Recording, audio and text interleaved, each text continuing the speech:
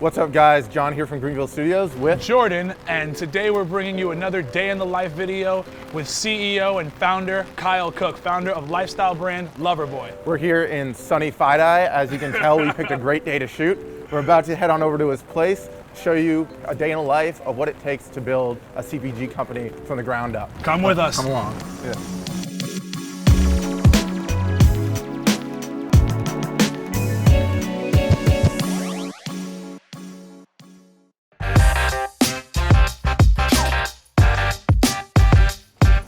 We picked a wonderful day. Yeah, this is garbage.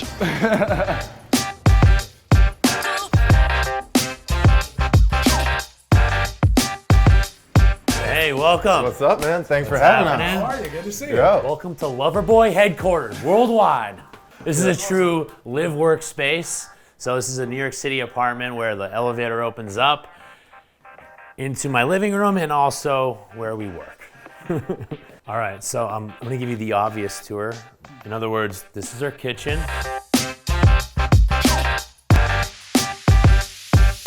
We actually got an apartment that we kind of knew was gonna be a little bigger than we really need in New York, with the idea that we'd soon make it where we work. So I kind of split this living space up between personal and of course, Loverboy.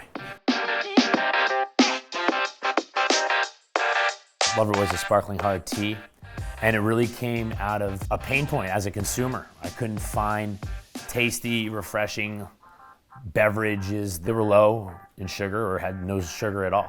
About 2016, when we started filming Summer House, was the first summer that hard seltzer kind of became mainstream, and I just felt like, wow, this is tapping a ton of pent-up demand for products in the alcohol space with transparency, and by that I mean you can read the nutritional panel and you can list the ingredients, but left a lot to be desired from a taste standpoint. In fact, speaking of Loverboy, if I'm the Loverboy for a minute, this is Amanda. Hi guys, how are you? Good, thanks. How about you? Good. Thanks for coming. Great. So Amanda is my roommate, my fiance, our creative director. She wears multiple hats here. Yes, as we all do. But as creative director, she's obviously kind of in control of the brand, our content creation. Big part of Loverboy is the brand itself, which we can get into, but I owe it to her. Absolutely. The nicest thing you've ever said.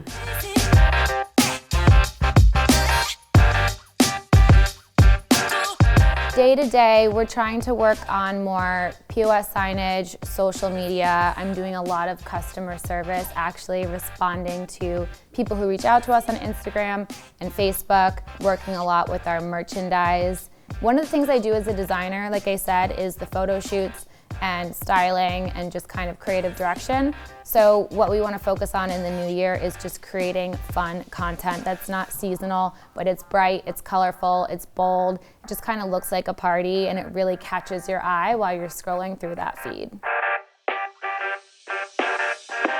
So Loverboy was kind of born as an extension of me, just to be a playful, fun, colorful brand that kind of bucks the trend in alcohol, which is full of just boring white cans, at least in the hard seltzer category.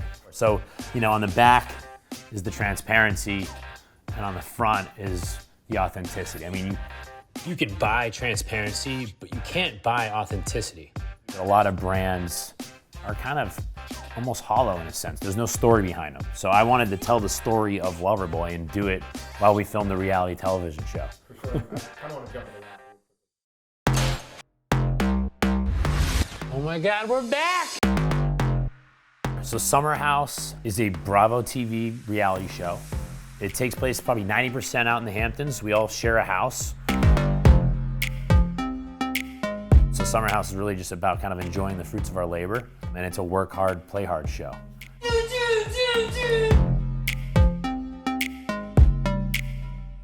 You know, I've been doing startups since I was 20 years old. The hardest thing you can do if you're a consumer-centric brand is to build awareness and convert customers. It's the acquisition. What the f is that? That's where you keep your Loverboy. Brand is a huge aspect of any company. It really identifies who you are, who you're trying to be, and what you're all about. So again, for us, we wanted something that was just fun and loud and stood out and kind of embodied Kyle, who is loud, obnoxious, love him, but it's true. When you're in a relationship, you just have to follow the story. I'm just happy that I'm safe inside my Christmas tree suit. What's going on? I'm just here for moral support, and I'm a Christmas tree. Can I talk to you? I think a lot of people like see me on the show and they either assume I don't work at all or assume I live a pretty privileged life, when in fact I've been grinding, right? You know, since 2007 when I moved to the city, and since 2011 when I graduated business school. Half the reason I did the show is for shits and giggles. Half the reason I did the show is because it's an incredible platform. If you use it wisely, our show probably reaches 1.5 million or so viewers the week after it airs, you know, all in, including digital and live. A lot of people on Bravo successfully convert that over to, you know, a strong Instagram, Facebook, and Twitter following. The question is, what are you gonna do about it? What are you gonna do with it? Are you gonna push sponsored ads down people's throats from products that you don't even use? Or are you gonna kind of preserve your quote unquote like personal brand equity for something that you're passionate about? And that's been my strategy from the start.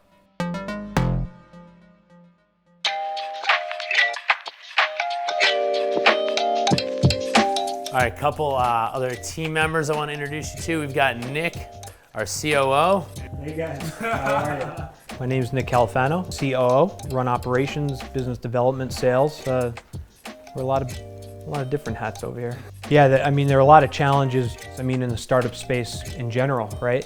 Just starting from scratch, trying to figure out how are you going to bootstrap everything, who's going to do what, you know, what function we're going to play, and then when you add alcohol on top of it, there's so many restrictions. The laws are so antiquated, so it's really trying to figure your way through all the different rules, regulations, what we're able to do on our own, what we need a third party to do, and then really how we could put all the pieces together and move it forward.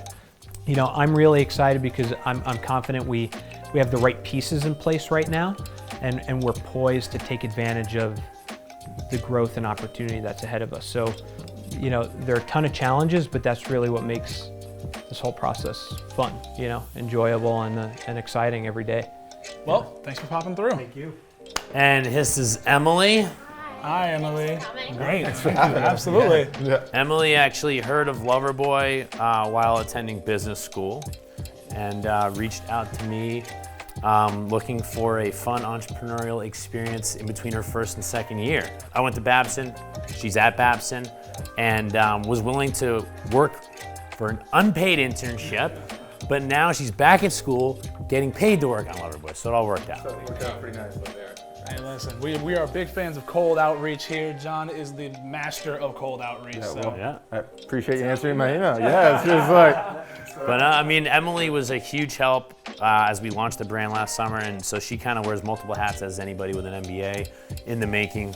I help with marketing, collaborations, and customer service. However, I think I do a little bit of everything. That was really what I wanted to do coming into this experience. So in terms of how my job has changed, I think it's evolved over time. I get asked a lot. I did not watch Summer House, so I found the brand in a very different way through Babson than I would from Summer House, and I think I can say a true testament to Kyle's work ethic. Constantly working, we're texting all the time, whether it be like super early in the morning, super late at night. So he's not only, you know, the story behind the brand, he is on the day-to-day working on all aspects of it, and nothing is too small of a task. So I think that's been a really good thing for me to see in working with a very hands-on founder as I think about my future and what that may look like as well. All right, on the flip side of the apartment is a second bedroom, like our guest bedroom, that doubles as where we kind of take calls when you need like a breakout space where you're, you know, just need a little peace and quiet. So we'll go find Carl down the way. All right, so on this side of the apartment, we have my bedroom and then the guest bedroom, which we also use for sales calls. Down here is Carl. He helps run sales and biz dev. How we doing, guys? Welcome. I'm here to sell you. I'm here to sell you some Loverboy if you guys want it. Absolutely. Or do you want to talk about some partnerships or some bigger things? But yeah, it's nice and quiet back here. So. Well, why don't we funnel in? Yeah, come on in. Loverboy is a very visual product. I think that's really the idea, the genesis behind what Kyle and Amanda initially were trying to do, is something colorful and fun and sticks out, because majority of alcohol, for the most part, it looks all the same. We've had some different dating apps that have come to us that I think are looking for different ways to differentiate. Dating is always a little awkward. Loverboy is an easy conversation, so we've had a dating app that reached out to us that was doing a special at one of our venues that was able to do buy one, get one Loverboy. So someone buys a Loverboy, you hand one to the person that you want to talk to. So there's a lot of fun ways to, I think, use the Loverboy brand besides just drinking and having fun with it. When you're presenting to some of these bigger groups or these dating apps, they want to be visual. So I'm setting up basically, a deck to be able to send and shoot out to people. It's going to be kind of a formula, I think, that we can use for other groups and hospitalities and kind of plug and play different. We want to be taken seriously and present to them, why Loverboy is a great fit and what we can bring to the table besides just an alcohol, drink. There's a lot of other things, I think, go inside of just other than the can. We got to be strategic and think about how we leverage this brand and make it huge. Yeah, New York's an interesting market because it's almost the inverse of the rest of the country. 70% of alcohol sales take place on premise, which are your bars and restaurants. And so to build a great brand in New York, you want to be working with the best hospitality groups and be where, your target demographic, is going to their local watering hole, which in some cases is like a super high-end club. There are bars, and I know there's different brands out there that will give the bartender cash if they sell the product for them or if they're pushing product. As far as even, owners of different bars and restaurants literally will ask for money to carry the product. Handing over cash. It's a pay-to-play model. I think that's where the industry really is still to this day. It's crazy to think that, you have to pay, a bar to get your product in there. And I think we're in a position where we don't have to do that, because customers ultimately are going to go to bars and venues where they can find the products that they want. And I think a lot of these bigger, companies I think are losing sight of that. And that's why some of these really amazing brands have emerged direct to consumer and or from social media, because you've got a really, really engaged audience that is following these companies and believes in the brand, sees the journey, and wants to support that. I'd rather buy a Loverboy because I know Kyle and Amanda are behind it versus White Claw, who I don't even know where White Claw's from. Who is White Claw? Yeah, but if you guys don't mind, I got to get back to work here. I got to get on the phone and get some sales going. Yeah. So maybe come back in a minute. We'll get on a call. We'll get on a call. So, awesome. All right, nice to meet you guys. Appreciate it. Cheers. Definitely.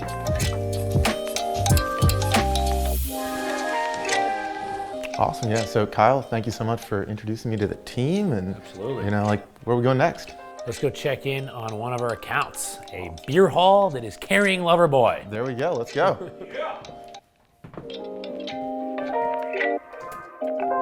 Let's go, team.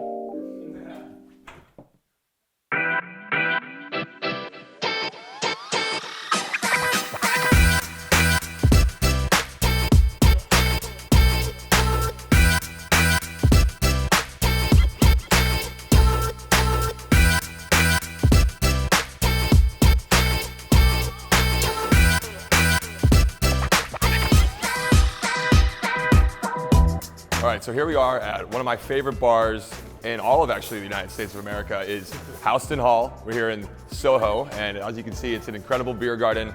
One of our favorite accounts. We're here with Jory. She's the event coordinator, event planner. Events manager. Events manager. Yeah. So she's been very helpful to getting us, kicked off here at this bar. As you can see, again, they can pack it in here. So how many people can you fit? We can go up to close to 350 on a Saturday. We'll have lines all the way down to 6th Avenue of people waiting to get into here. A lot of consumption. Yeah. Historically, this has been a beer hall where you don't actually brew here, but you have your own beer, right? Yep. What made you partner up with Loverboy versus like the average hard seltzer? What was the selling point? Well, we like to have beers and liquor and seltzers here that kind of have a backstory. We like to work with brands that are local, can give back to kind of the community, enjoys them a bit more than the big national brands, and it helps that I'm a Bravo fan. So yes, Big Bravo fan here. And I think, you like the product, don't you? I do. I have to say, yeah, tastes very, very good. Yeah, so when I had her getting to taste it, she was actually blown away by the taste and like how refreshing it was. Because I think sometimes you watch Bravo, maybe don't take it as seriously, so. There's a lot of white labeled products on Bravo.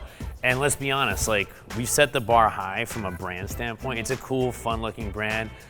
People are pleasantly surprised when it actually tastes good. Yeah, for sure. Yeah, it looks good, tastes good. And we basically had to show you we could, bring in a crowd when we first kicked things off. So what did you think about the Pong tournament?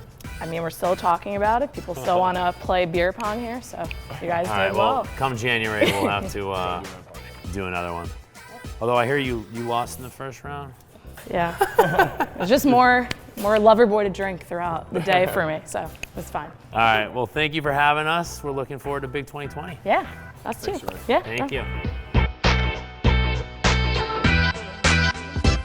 I think it's Peter Thiel that basically says do things that are not scalable, right? So Carl and I and Amanda are out hosting events, happy hours, pong tournaments, tastings, things that we can't do, on a weekly basis. We'll just tap out from exhaustion. But we're doing it because we want to connect with people at a local level, at their local bar. And in doing so, we try to really kind of build a strong, reputation and strong awareness in our backyard. Hey guys, so we just finished up at Houston Hall. So one of the things we do at Greenville Studios and what I do personally with any of the brands that I invest in is try to add value in different ways. So Moises, Jordan and I and the entire Loverboy team were there filming something that'll be out soon on Loverboy's accounts. So anyways, let's get back to Kyle's apartment and see how the rest of the day turned out.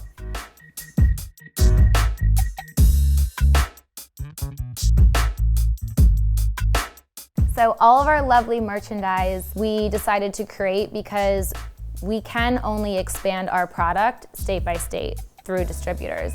And because there's so many people who watch our show all across the country, we wanted to create something that we can send out to kind of hold people off and keep them interested and still feel like they're part of the brand. We'll be at your state soon, but in the meantime, buy a t-shirt, just to, again, make people feel like they're still part of the brand and they're still taking a part in all the excitement without drinking the product just yet.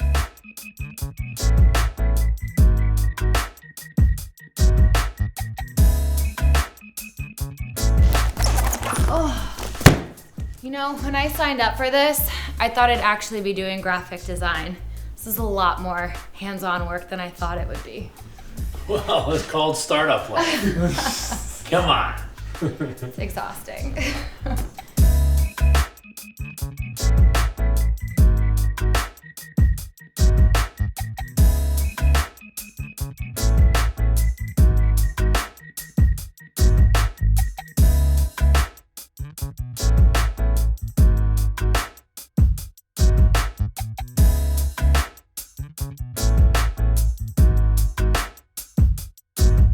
So Kyle, thank you again for spending the day with us, pleasure.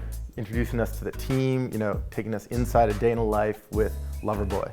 It flies by, and I feel like we just scratched the surface. Absolutely. Well, listen, we really appreciate getting a look in, meeting the team, getting these educational points, and getting to meet you. Absolutely, it's a good hang. Good.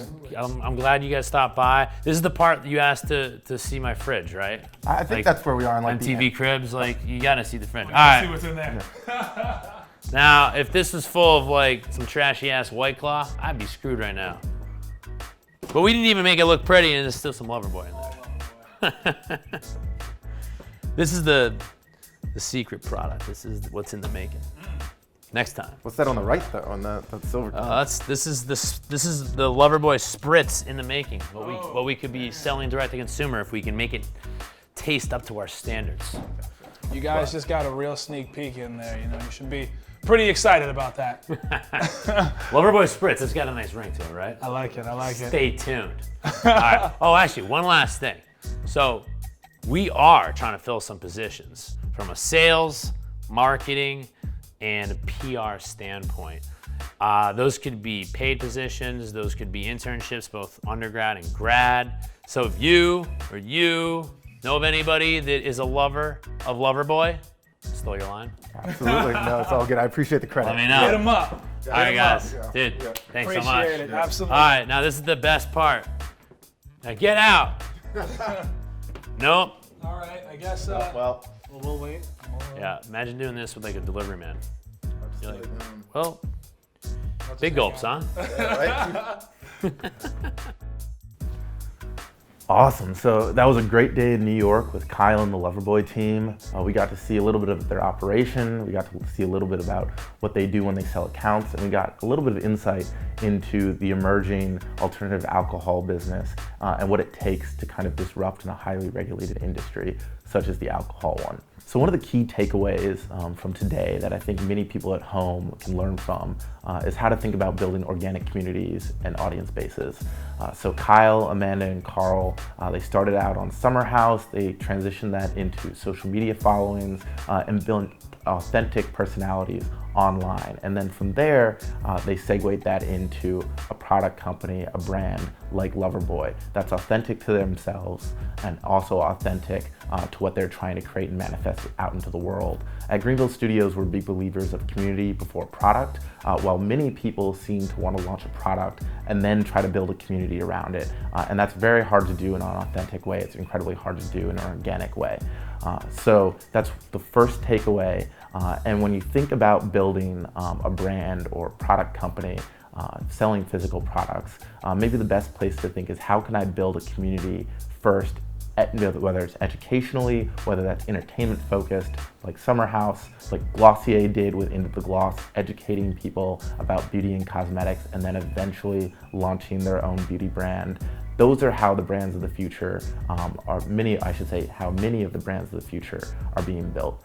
So that's one thing to learn from those who are so good at it, like Kyle, Amanda, Carl, and the rest of the Loverboy team. So all that being said, thank you to Kyle, Amanda, the entire Loverboy team for having us today. Thank you guys for tuning in and viewing.